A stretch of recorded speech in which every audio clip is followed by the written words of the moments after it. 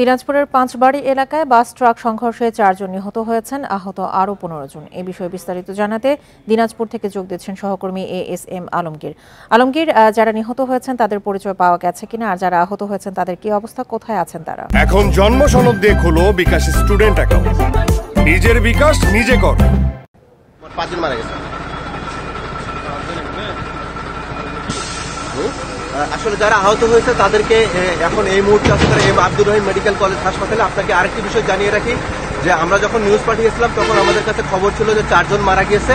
এইমাত্র যেটি খবর আসলো হাসপাতালে চিকিৎসাধীন অবস্থায় আরও একজন মারা গেছে। তো মৃত্যুর সংখ্যা 4 থেকে বেড়ে 5 জনে দাঁড়িয়েছে। আপনাকে আরেকটি বিষয় জানিয়ে রাখি যে এখানে গত 2 দিন থেকে কিন্তু এখানে মোট 3টি অ্যাক্সিডেন্ট হয়েছে। 3টি অ্যাক্সিডেন্টে ইতিপূর্বে কিন্তু আরো 2 জন মারা গিয়েছে।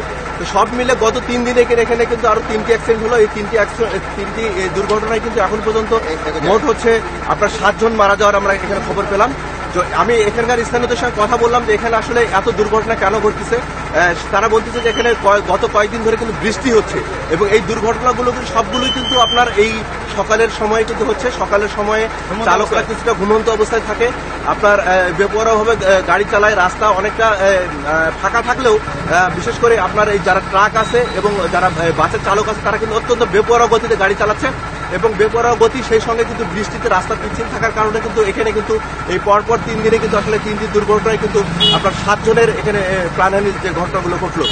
এখানে দুর্ঘটনা ঘটার সঙ্গে সঙ্গে কিন্তু এখানে আপনার পুলিশ এবং ফায়ার সার্ভিস এসেছে এবং এই মুহূর্তে কিন্তু আপনার যে নাবিল পরিবহনের যে বাসটি এখানে দুর্ঘটনা পতিত হয়েছিল, নাবিল পরিবহনের সঙ্গে আপনার দেখতে পাচ্ছেন আমার পিছনে যে ট্রাক, এই দুটো দুর্ঘটনা যে ঘটেছিল নাবিল পরিবহনের বাসটিকে কিন্তু পুলিশ রাখি করে নিয়ে গেছে।